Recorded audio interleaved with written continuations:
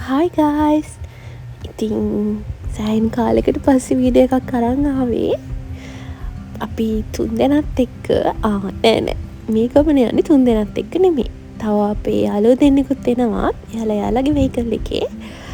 ඉතින් අපි කට්ටිය කොහෙද යන්නේ කියලා බලන්නකෝ. Hi guys! කේන්ති කියලා. Hi guys කියන්නේ. අපි ඉතින් ඩවුන් සවුත් යන්න තමයි පිටත් උනේ. ඉතින් අපි හයිවේ එකේ නෙමෙයි නෝමල් රූට් එකේ ගියේ. යන ගමන් අපි ගියා කැස්බෑ සංරක්ෂණ මධ්‍යස්ථානයකට. මොකද අපේ බබා හරිම ආසාවෙන් හිටියේ යාලා බලන්න. එයා කලින් දැකලා නැහැ. එයා චූටි කැස්බෑ පැටව දැකලා තිබ්බට ලොකෝ අය දැකලා තිබ්බේ නැහැ. ඉතින් මෙතන එයා හරිම එක්සයිට් වෙලා ඉන්නේ. මෙතන එක්කෙනෙකුට යන ටිකට් එකේ ගාන මම ඔයාලට ඩිස්ක්‍රිප්ෂන් බොක්ස් එකේ දාන්නම්.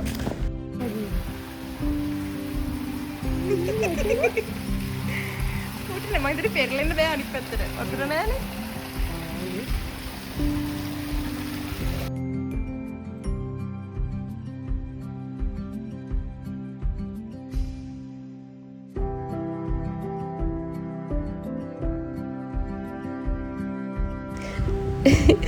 මට මෙයාව අතර ගත්තට පස්සේ පෙවුනේ එයා නිකන් රොකට් එකක් වගේ. මේ බලන්නකෝ පියා මන්න හදනවා. මේ ටැංකිවල චූටි කැස්බෑ පැටව ගොඩාක් ඉන්නවා. මේ බලන්නකෝ අපේ බබත් ඇඳුවා. එයා නම් චුට්ටක්වත්ම බය නෑ. හරිම ආස වුණා එයා.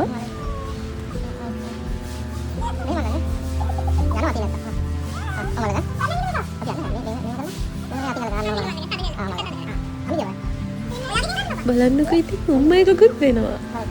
අනේ ඊට පස්සේ ඉතින් අපි ආවා අපේ ලන්ච් එක ගන්න. මොකද ඒ වෙනකොට කට්ටියට හොඳටම බඩගින්නේ. ඇස්සේ වහිනවා. කොහෙවත් යන්න විදිහකුත් නැහැ. මේ රෙස්ටොරන්ට් එක තිබ්බෙත් හරිම ලස්සන තැනක. අපිට ඉතින් අවුට්ඩෝර් ලන්ච් එක ගන්න බැරි වුණා. මොකද වැස්ස නිසා. ඒ නිසා අපිට කැම ගන්න හම්බුනේ ඉන්ඩෝර් ඒරියා එකේ. ඊට පස්සේ අපි ගියා ගාලු කොටුවට.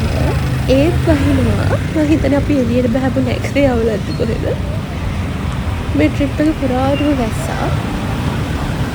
ඒත් මොනට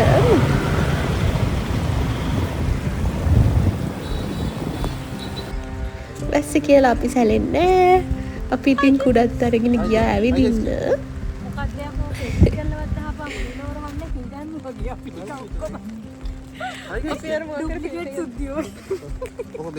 ඔය හෙට් එක මෙයාගේ. ඔලු දාන්න තිබෙන්නේ. කියන දේවල් ගැන නම් වැඩි හිතන්න එපා.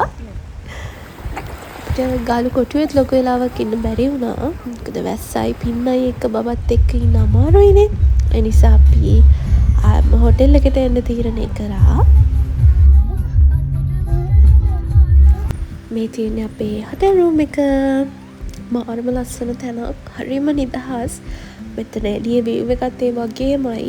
මාරම ලස්සනයි. මම ඒකේ වීඩියෝ එකක් උදේට ගේන්නම්. කාට හරි මේ හොටෙල් එක ගැන දැනගන්න ඕන නම් මට කමෙන්ට් එකක් දාන්න. මම ඔයාලට හොටෙල් එකේ විස්තර ටික දෙන්නම්.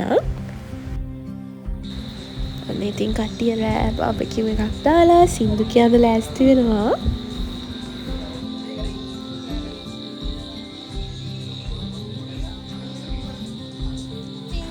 අපේ හස්බන්ඩ්ලා බාබකියු සෙක්ෂන් එක බාර වෙන්නේ. බලන්න පින්නේ ගෙදරවත් කරන්න නැති වැඩනේ.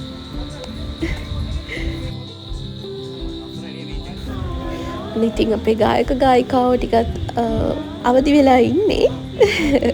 ගොඩාක් රෑ වෙනකන් කට්ටිය එන්ජොයි කරා. මේ තියෙන්නේ මෝර්නින් වීව් එක. හරිම ලස්සනයි. කුරුල්ලෝ කෑ ගහනවා. ඉතින් උදේ පාන්දරම නැගිට වෙලා ඉඳන් අපි බබාට පූල් එකට යන්න ඕනි කිව්වා. චුටි පින්නක් තිබ්බත් ඉතින් කරන්න දෙයක් නැහැ. එයාගේ ආසාවනේ. තාත්තා එයාව අරගෙන පූල් එකට බැස්සා. මට නම් සීතලයි. කොමනම් පූල් එකට ගියේ නැහැ. මොකද මෙතන මෙහෙම තිබ්බට පොඩි හිරිකඩක් වගේ යනවා. ඒකත් එක්ක සීතලයි, සීතල හුළඟයි. ඉතින් අපි කාලා නාලා ඔන්න දැන් චෙක් අවුට් වෙන්න යන්නේ. ඉතින් වැස්ස නිසා අපි අපේ රූට් එක වෙනස් කරා. බලන්නකෝ කොහෙද යන්නේ කියලා. ඔයාලා දන්නවා ඇති. අපි ඉතින් කතරගම යන්න තීරණය කරා. කතරගම කිව්වට යාළ අපි මේ කියෝ යන්නේ ගමන පටන් ගත්තේ කොහෙන්ද ඉවර කරන්නේ කොහෙන්ද කියලා. මොකද අපි ගාල්ල යනවා කියලා ගෙදරින් ආවේ අන්තිමට යන්නේ යාලේ.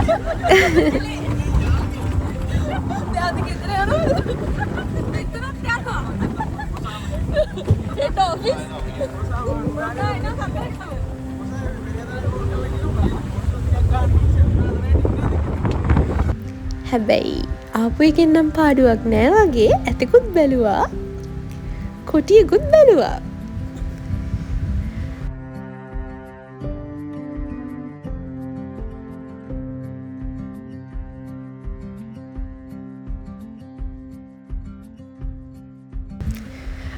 තව වලස් පැංචිකුත් බැලුවා.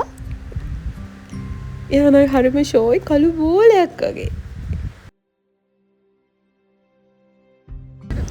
ඉතින් එහෙමම අපි කැලෙන් එළියට එන්න පිටත් වුණා. මොකද අපි ආයම කොළඹ එන්නත් ඕනේ. ඉතින් අපි කැලෙන් එළියට ඇවිල්ලා චුට්ටක් රීෆ්‍රෙෂ් වෙලා කාලා ගියා කතරගම දේවාලේ වඳින්න. මාරම සෙනග එදා. මොකද මහා ශිවරාත්‍රී දවස පුදුම සෙනගක් හිටිය. අපිත් යනකම් දැනගෙන හිටියේ නැහැ මේ වගේ. අපි ඇත්තටම මහා ශිවරාත්‍රී දවසේ කියලා දැනගෙන හිටියේ නැහැ. මොකද ඉරිදාවක් නේ. ඉතින් කොහොමත් ඉරිදා නිවාඩුනේ. අපි කිරිවෙහෙරටත් ගියා. කිරිවෙහෙරත් මාරම ලස්සනට සරසලා තිබ්බ ලයිට් දාලා. කිරිවෙහෙරත් සෙනග.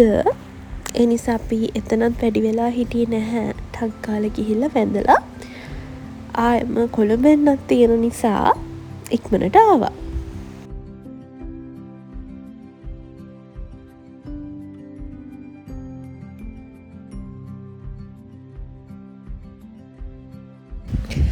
ඉතින් ගොඩක් රෑ වෙලා නිසා උනට ගෙදර එන්න ආවා. ආයම අලුත් වීඩියෝ එකකින් හම්බෙමු. bye bye. Thank you for watching.